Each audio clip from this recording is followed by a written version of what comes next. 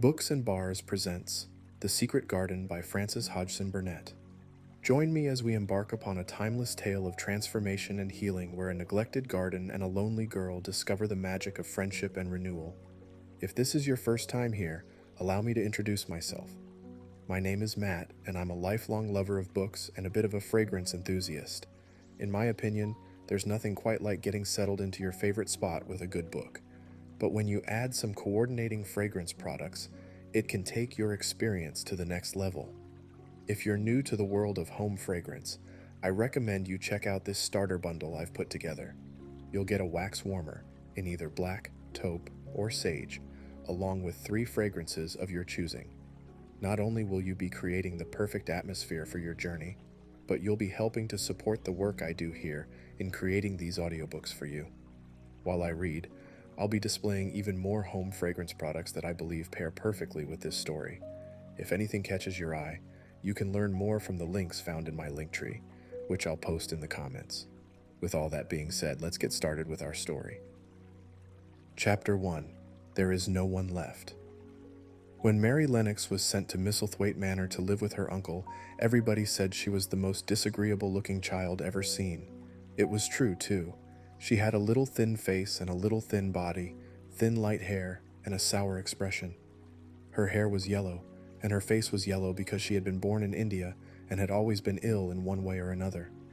Her father had held a position under the English government and had always been busy and ill himself, and her mother had been a great beauty who cared only to go to parties and amuse herself with gay people. She had not wanted a little girl at all, and when Mary was born, she handed her over to the care of an ayah, who was made to understand that if she wished to please the Mem Sahib, she must keep the child out of sight as much as possible.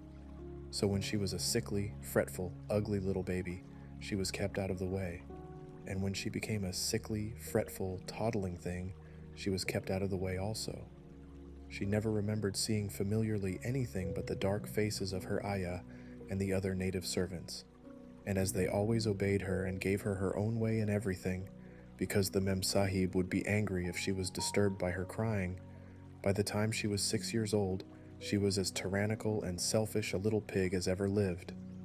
The young English governess who came to teach her to read and write disliked her so much that she gave up her place in 3 months, and when other governesses came to try to fill it, they always went away in a shorter time than the first one.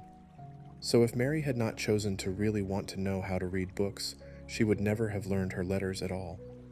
One frightfully hot morning when she was about 9 years old, she awakened feeling very cross, and she became crosser still when she saw that the servant who stood by her bedside was not her ayah. "Why did you come?" she said to the strange woman. "I will not let you stay.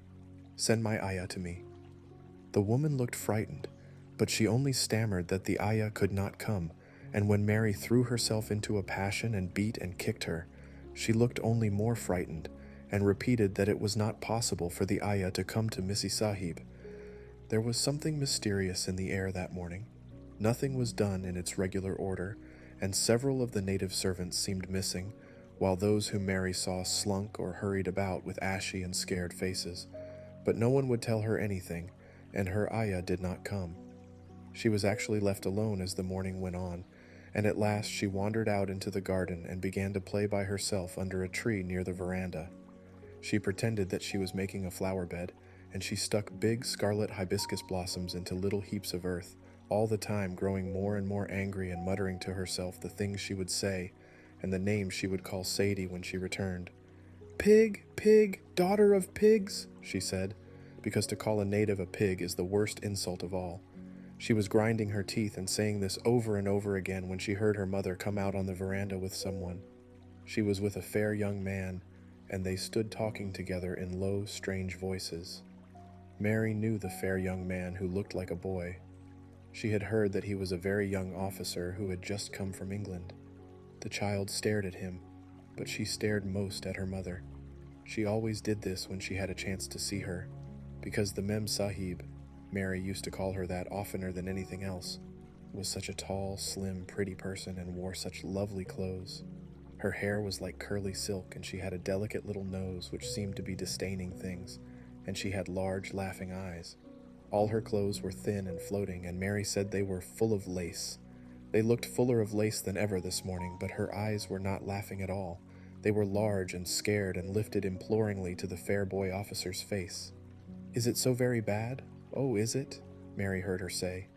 "Awfully," the young man answered in a trembling voice. "Awfully, Mrs. Lennox. You ought to have gone to the hills 2 weeks ago." The Mem Sahib wrung her hands. "Oh, I know I ought," she cried. "I only stayed to go to that silly dinner party. What a fool I was." At that very moment, such a loud sound of wailing broke out from the servants' quarters that she clutched the young man's arm, and Mary stood shivering from head to foot. The wailing grew wilder and wilder. "What is it?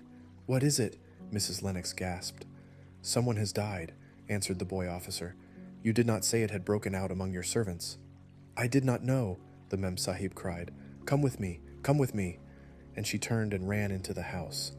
After that, appalling things happened, and the mysteriousness of the morning was explained to Mary. The cholera had broken out in its most fatal form, and people were dying like flies. The ayah had been taken ill in the night, and it was because she had just died that the servants had wailed in the huts. Before the next day, 3 other servants were dead, and others had run away in terror. There was panic on every side, and dying people in all the bungalows. During the confusion and bewilderment of the second day, Mary hid herself in the nursery and was forgotten by everyone. Nobody thought of her, nobody wanted her, and strange things happened of which she knew nothing. Mary alternately cried and slept through the hours. She only knew that people were ill and that she heard mysterious and frightening sounds. Once she crept into the dining room and found it empty, though a partly finished meal was on the table and chairs and plates looked as if they had been hastily pushed back when the diners rose suddenly for some reason. The child ate some fruit and biscuits, and being thirsty, she drank a glass of wine which stood nearly filled. It was sweet, and she did not know how strong it was. Very soon it made her intensely drowsy, and she went back to her nursery and shut herself in again, frightened by cries she heard in the huts, and by the hurrying sound of feet. The wine made her so sleepy that she could scarcely keep her eyes open, and she lay down on her bed and knew nothing more for a long time. Many things happened during the hours in which she slept so heavily, but she was not disturbed by the wails and the sound of things being carried in and out of the bungalow. When she awakened, she lay and stared at the wall. The house was perfectly still. She had never known it to be so silent before. She heard neither voices nor footsteps, and wondered if everybody had got well of the cholera and all the trouble was over. She wondered also who would take care of her now her ayah was dead. There would be a new ayah, and perhaps she would know some new stories. Mary had been rather tired of the old ones. She did not cry because her nurse had died. She was not an affectionate child, and had never cared much for anyone. The noise and hurrying about and wailing over the cholera had frightened her, and she had been angry because no one seemed to remember that she was alive. Everyone was too panic-stricken to think of a little girl no one was fond of. When people had the cholera, it seemed that they remembered nothing but themselves. But if everyone had got well again, surely someone would remember and come to look for her. But no one came, and as she lay waiting, the house seemed to grow more and more silent. She heard something rustling on the matting, and when she looked down, she saw a little snake gliding along and watching her with eyes like jewels. She was not frightened, because he was a harmless little thing who would not hurt her, and he seemed in a hurry to get out of the room. He slipped under the door as she watched him. "How queer and quiet it is," she said. "It sounds as if there were no one in the bungalow but me and the snake." Almost the next minute she heard footsteps in the compound, and then on the veranda. They were men's footsteps, and the men entered the bungalow and talked in low voices. No one went to meet or speak to them, and they seemed to open doors and look into rooms. "What desolation," she heard one voice say. "That pretty, pretty woman. I suppose the child, too. I heard there was a child, though no one ever saw her." Mary was standing in the middle of the nursery when they opened the door a few minutes later. She looked an ugly, cross little thing and was frowning because she was beginning to be hungry and feel disgracefully neglected. The first man who came in was a large officer she had once seen talking to her father. He looked tired and troubled, but when he saw her he was so startled that he almost jumped back. "Barney," he cried out, "there is a child here, a child alone, in a place like this. Mercy on us, who is she?" "I am Mary Lennox," the little girl said, drawing herself up stiffly. She thought the man was very rude to call her father's bungalow a place like this. I fell asleep when everyone had the cholera, and I have only just wakened up. Why does nobody come? It is the child no one ever saw, exclaimed the man, turning to his companions. She has actually been forgotten. Why was I forgotten? Mary said, stamping her foot. Why does nobody come? The young man, whose name was Barney, looked at her very sadly.